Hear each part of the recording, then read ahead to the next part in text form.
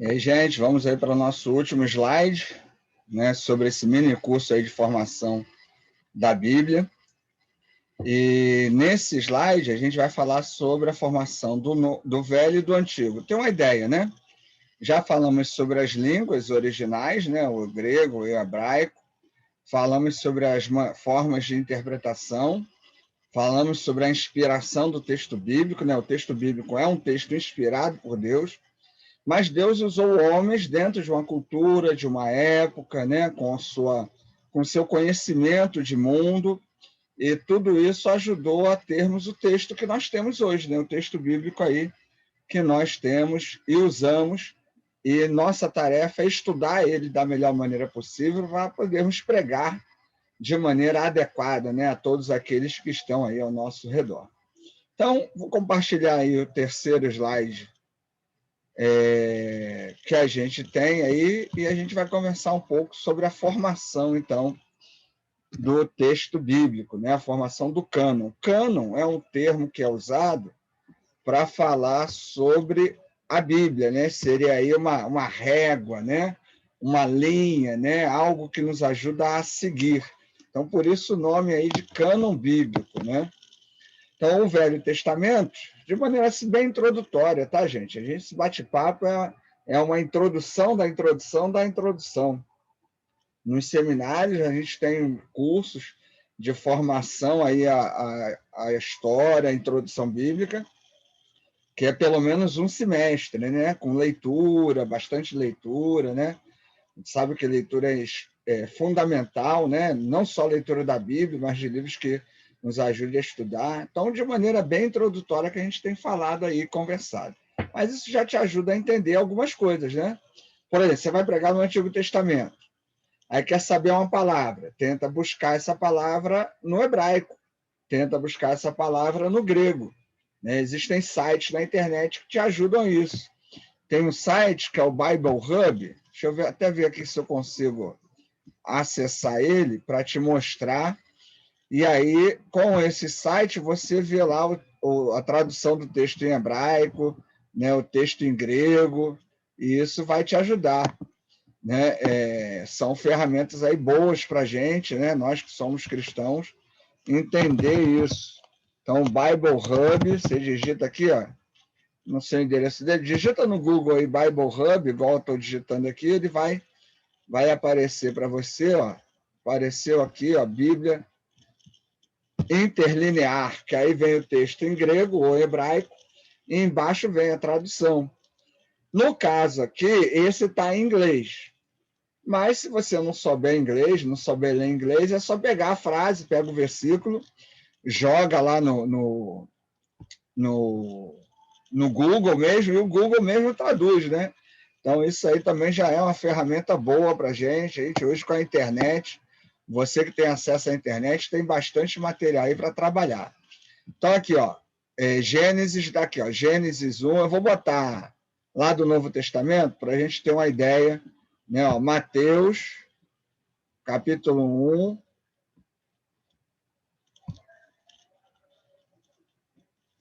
Ó, já abriu aqui, ó, Mateus 1:1, né? E aí ele vai trazer aqui a opção de você ler esse texto. Aí você pode ler o texto em grego, né? E tem a versão e tem o comentário. Aí esse comentário aqui, né? Aí você coloca aqui da maneira como você quer ler, entendeu? Comentário que você quer ver. Deixa eu tirar aqui da frente aqui, ó. A versão que você quer ver também, né? O computador está lento. Aí ele vai carregando aqui, a gente vai podendo ver, ó, Bible Hub, ó, tem aí as opções, né? Tem um paralelo aqui, ó, do Bible Hub. Você clicou aqui, ele vai aparecer para você, ó. Você vê aqui, ele está aparecendo aí, ó, em português, né? Bíblia de estudo, tem o verso, né? Então tudo isso aqui é informação. Aí apareceu aqui em inglês, ele está mostrando. Você pode mudar a língua dele também, né, que você queira. Aí vem aqui, ó, language. Aí você muda a língua que você quer trabalhar, entendeu? Então, tudo isso aqui, ó, paralelo. Você pode colocar em inglês, português, né? Grego, português. E tem esse aqui, ó, que é o interlinear. Interlin é interlinear, que é o que eu quero mostrar aqui para vocês. Ver se ele carrega aqui, né? Computador de pobre vai devagarinho, né? Aí, ó, carregou aí, ó. Texto em grego. E embaixo tem a tradução em português, ó, em inglês, né? Se você não souber inglês, você pega isso aí, joga no Google, né? Copia e cola, joga no Google. Aí, ó, Biblos, Genésios, Jesus, Cristo, e Ruiu, David, Ruiu, Abraão. Aí tá em inglês, né? Book of the Genealogy of Jesus Christ, Son of David, Son of Abraham. Então, o livro da genealogia de Jesus Cristo, filho de Davi, filho de Abraão. E à medida que você for estudando aí grego e hebraico, né, a gente está com a ideia de fazer lá na igreja um cursinho, né, de grego e hebraico. Vamos ver aí como fica essa questão da pandemia, né, como isso nos ajuda. Mas isso aqui é uma matéria que já te ajuda aí a trabalhar, né? E quando ele coloca aqui livro da genealogia, ele está falando aí do início, né? A expressão filho de Davi é a ideia de que Jesus é judeu, ou que Jesus é o Messias prometido, né? No Novo Testamento e no Antigo Testamento, essa expressão remete, né, à ideia de que aquela pessoa seria o Messias prometido, não tem a ver com descendência, mas tem a ver com missão. E a expressão filho de Abraão tem a ver com que Jesus é judeu. Se você chamar alguém hoje de filho de Abraão, quer dizer que você está chamando ele de judeu, certo? Então, isso aqui é um material que dá para você usar, né? Aí o site é esse, biblehub.com, né? Você clica na aba interlinear, escolhe o texto que você quer. Se você quiser botar em hebraico, também consegue, quiser botar em grego, e aí você tem a tradução do texto. Isso vai te ajudar a saber mais ou menos o que a palavra está mostrando. Então, é uma ferramenta legal aí para a gente que está querendo estudar mais de Bíblia, tá certo? Então, vamos lá, vamos voltar ao slide.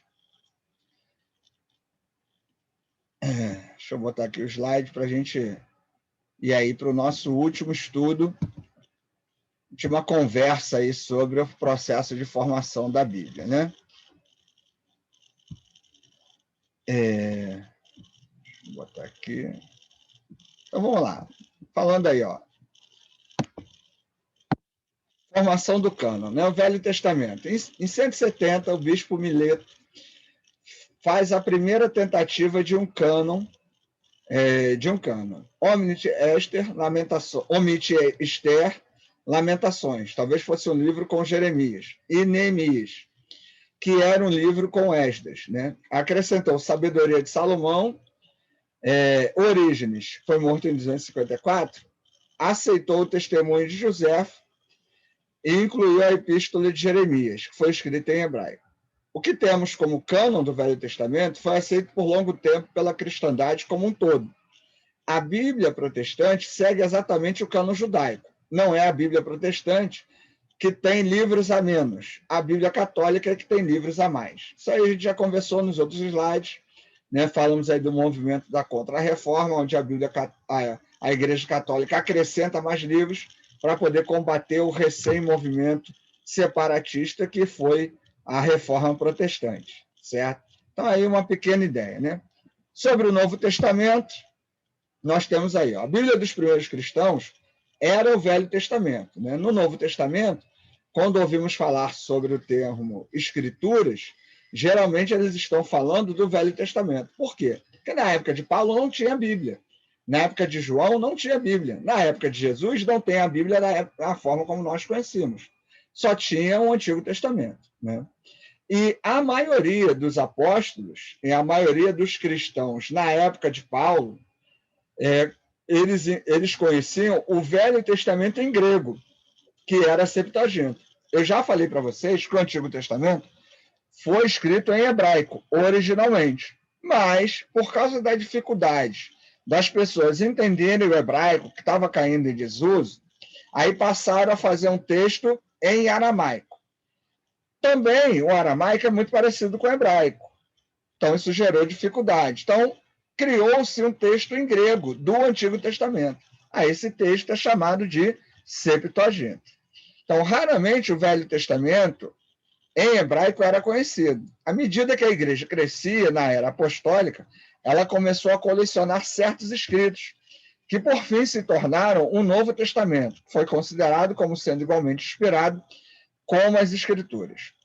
O último texto escrito do Novo Testamento que a gente tem é o Apocalipse de João, que foi escrito entre 90 e 95 depois de Cristo. O Evangelho de João também foi escrito mais ou menos no ano de 90, né, depois de Cristo. Então, de Mateus a João, a gente tem aí um período, né, aproximado, né, de textos de 55 até 90. O primeiro texto escrito do Novo Testamento foi a primeira carta aos Tessalonicenses. A ordem que você tem na Bíblia hoje, ela é uma ordem teológica, ela não é uma ordem cronológica. Gênesis não foi o primeiro livro a ser escrito. Alguns colocam, né, como a gente já viu ali em slides, alguns pedaços de Esther, né, Jó, né, como sendo um livro bem mais antigo também que Gênesis. Os próprios 5 primeiros livros da Bíblia, né, que é chamado de Pentateuco, alguns entendem, né, naquela concepção tradicional que a gente já falou, que foi Moisés que escreveu, mas hoje essa ideia já caiu em desuso, porque tem muita coisa ali que Moisés não teria como ter escrito. Então, esses livros teriam sido escritos durante o cativeiro babilônico, né? Você teria uma tradição oral, onde as pessoas contavam histórias umas para as outras. Dessa tradição oral surgiram as tradições escritas. E aí formou-se o Pentateuco, durante o primeiro cativeiro babilônico. E, a partir disso, outros textos foram nascendo, certo? Então, a ordem que você tem de Gênesis e Apocalipse, ela é uma ordem teológica, ou seja, Gênesis fala da criação do mundo, da criação dos homens, né? Então vamos colocar ele lá como o primeiro livro da Bíblia. Mateus fala sobre o nascimento de Jesus, tem uma perspectiva mais judaica. Então vamos colocar ele lá como o primeiro livro do Novo Testamento. Isso tudo foi organizado, né, no final do 4º século depois de Cristo. Só no final do 4º século depois de Cristo, lembrando, nós estamos no século 21. Então, a Bíblia foi fechada da maneira como nós a conhecemos no final do 4º século depois de Cristo. Então, um período aí bem distante. O último livro a ser escrito do cânon que nós aceitamos foi, né, Apocalipse, ou o Evangelho de João, aí que as datas são bem próximas, né? Depois, todos os livros que vieram escritos ou apareceram depois desse período são chamados de deuterocanônicos ou apócrifos. Então, o Novo Testamento e o Antigo Testamento, eles são organizados de acordo com a perspectiva teológica e não cronológica. Então, a sua Bíblia ela não está na ordem em que os livros foram escritos, né? E a mesma coisa aconteceu com o Novo Testamento, tá? Então, o Novo Testamento ele é organizado para quê? Para falar da vida, da missão de Jesus, da doutrina da igreja e orientação para essa igreja, certo? Os evangelhos não são uma biografia sobre a vida de Jesus. Eles falam sobre a missão de Jesus. Tanto que nos evangelhos a gente não sabe como foi a adolescência de Jesus. Temos livros denominados apócrifos, que falam sobre a adolescência de Jesus, sobre a infância de Jesus. Mas Jesus namorou? Jesus foi casado ou não? Isso a gente não sabe. Por quê? Porque a gente não tem um relato bíblico sobre a vida dele. Jesus era uma criança ranzinza, Jesus era um bom filho, Jesus obedecia aos pais, Jesus era um bom aluno. A gente não sabe disso. Por quê? Porque nós não temos uma biografia sobre ele. Os 4 evangelhos falam da missão dele. Ele nasceu, viveu, morreu e ressuscitou para que eu e você pudéssemos ir ao céu. Ponto. Né? Ah, mas eu quero saber como era a vida de Jesus. Fica muito difícil, porque nós não temos isso escrito de maneira confiável para isso. Os livros que temos escritos sobre isso são depois do 2º século. E muita gente coloca isso em dúvida. Tá certo? Mesma coisa, Moisés, Abraão, Davi, Salomão, tudo que a gente tem na Bíblia escrito sobre eles, aconteceu exatamente daquela maneira? Dependendo da linha que você entenda, eu posso dizer que sim, posso dizer que não. Mas, no geral, qual é a nossa tarefa? Tentar entender a mensagem. Né? Que lições a vida de Davi me traz hoje? Né? Que lições a vida de Moisés, de Abraão, de José me ensinam hoje, eu que sou cristão? Outra coisa importante, o Antigo Testamento, o judeu acredita no Antigo Testamento, no Novo Testamento não.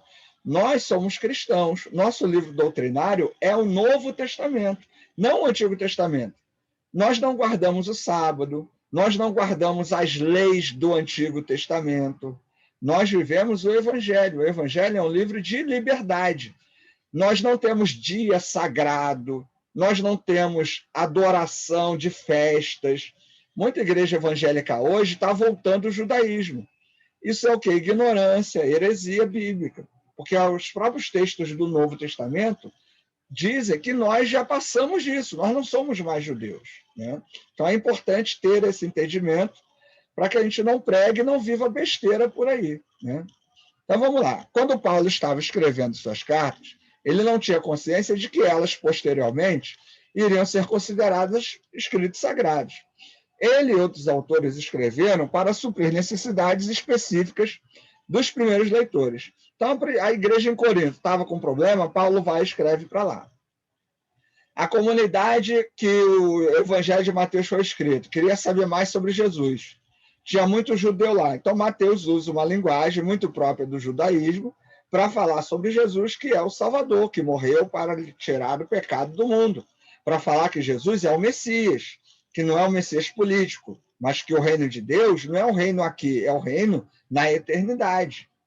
Então, esses textos, quando é que eles foram considerados Bíblia? Quando é que eles foram considerados sagrados? No final do 4º século depois de Cristo. Tá certo? Então, vamos lá. O nosso último slide, né, dessa sequência vai mostrar o seguinte. As igrejas começaram cedo a colecionar vários escritos que preservaram os ensinos dos apóstolos. Depois começaram a circular coleções. Deve ser entendido que cada coletânea não era a mesma.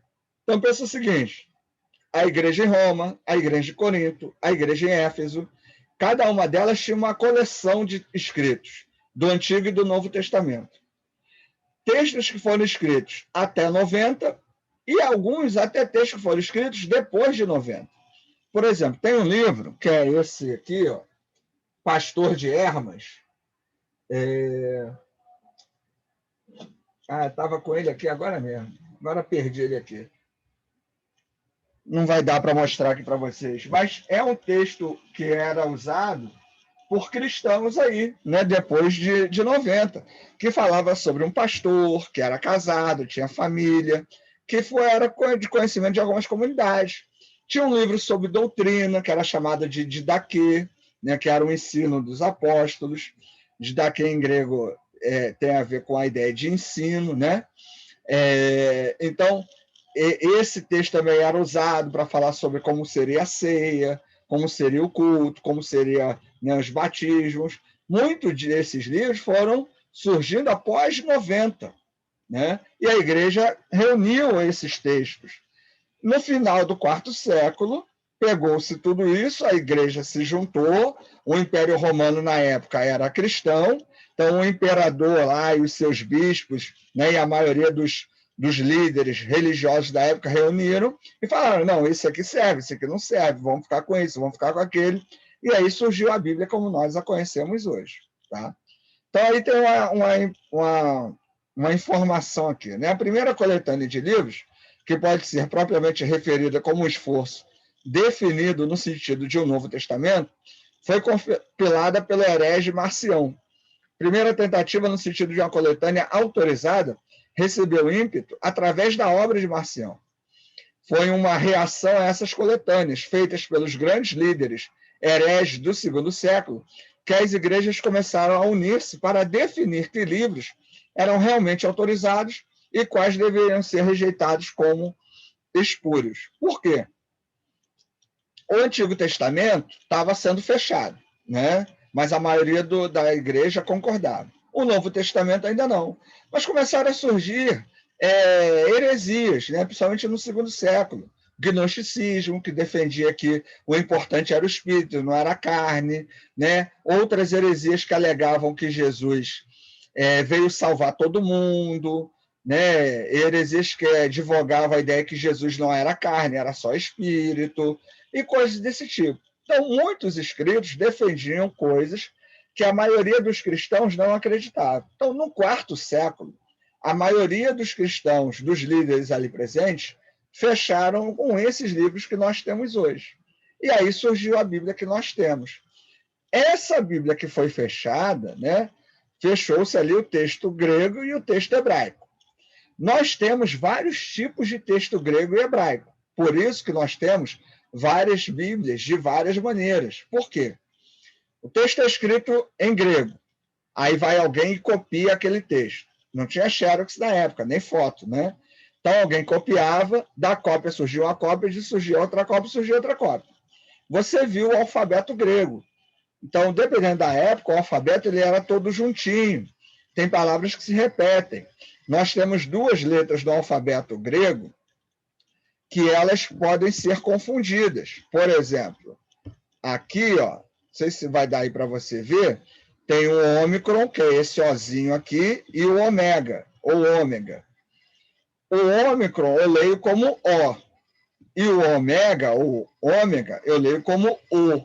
Mas, às vezes, na pronúncia, pode parecer a mesma coisa. Então, quem está escrevendo pode substituir um ômicron por um ômega. E isso pode criar algum tipo de confusão. Eu tenho também o eta e o epsilon, que ambos têm, um se fala E e o outro se fala E.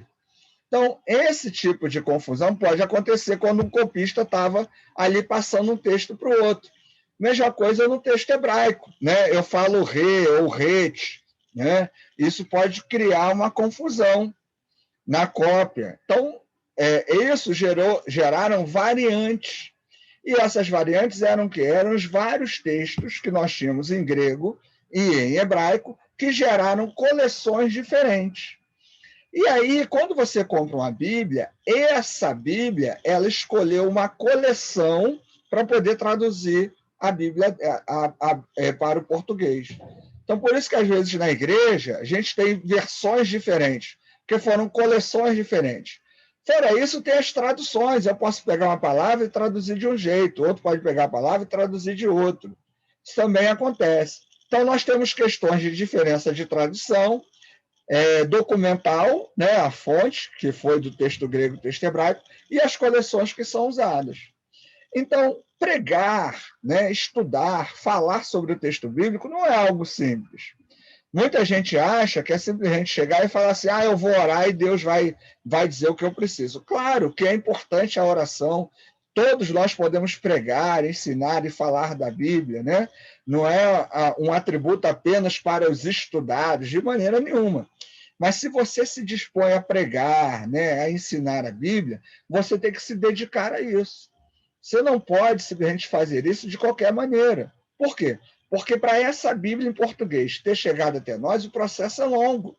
Não é algo de qualquer maneira. Eu tenho uma Bíblia de estudo. A Bíblia de estudo não é suficiente. Você pega a Bíblia de estudo da CPAD, é uma perspectiva pentecostal, da Assembleia de Deus. Você pega a Bíblia de estudo de Genebra, é a perspectiva dos reformadores, já crê na predestinação, por exemplo, né? Então, cada Bíblia tem uma intenção, cada comentário de Bíblia tem uma intenção. Então, não é porque está numa Bíblia tal que está correto.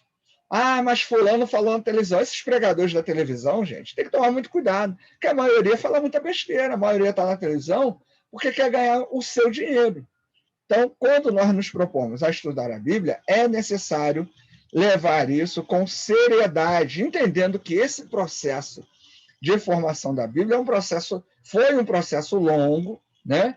Foi um processo que homens, mulheres, né, se dedicaram para isso, né? Houveram guerras, né? Pessoas morreram. Na época que Lutero traduziu a Bíblia do grego e do hebraico para o alemão, isso foi um tumulto só, ele foi perseguido. Quando a Bíblia foi traduzida do grego e do hebraico para o inglês, também teve guerra, teve gente que achou que era uma heresia. As nossas primeiras Bíblias em português não foram traduzidas do grego e do hebraico, foi traduzida do inglês para o português. Aí, olha só, Eu tenho um texto hebraico que foi traduzido para o inglês e depois para o português. Olha a distância. Tanto que você pega as Bíblias mais novas hoje, elas têm uma tradução bem melhor do que as Bíblias mais antigas. Por quê? Porque as Bíblias hoje, em português, são traduzidas, dependendo, obviamente, da Bíblia, né? Mas as boas Bíblias são traduzidas, são traduções e estudos feitos diretos do grego e do hebraico para o português. Então, esse tipo de análise a gente precisa fazer. Nós temos uma boa tradução aí, que é a TEB, Tradução Ecumênica da Bíblia. Nós temos a NVI, que também é uma boa tradução, né, da Bíblia. A João Ferreira de Almeida tem atualizado, tem feito outras versões também, né? Então, até a escolha da Bíblia que nós usamos é algo importante. Tá certo, gente? Eu espero que essas informações aí iniciais, introdutórias, possam ter aguçado aí a sua vontade de estudar a Bíblia, de conhecer, de ler mais, né? Então, a gente tem essa oportunidade lá na igreja, a gente está aí com a pandemia, mas temos tido nos cultos de manhã a oportunidade de estudar, né, livros da Bíblia, estudar os textos, né? Então, volta e meia eu tenho falado sobre isso.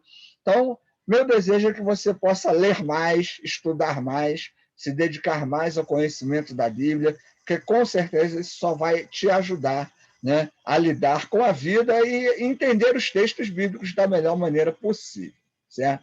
Então, estamos aí, e em breve eu vou estar publicando aí mais um mini curso, de acordo aí com as escolhas que vocês fizeram. Não deixe de ir lá na igreja, se você pode, se tem condições, né, esteja conosco lá domingo, às 9 horas da manhã, para que nos reunamos, né, e possamos estudar e continuar a refletir sobre a mensagem dessa biblioteca, né? Nós, cristãos, temos uma verdadeira biblioteca em mãos que nos ajuda aí a viver cada vez melhor. Valeu, gente. É isso aí e até domingo aí.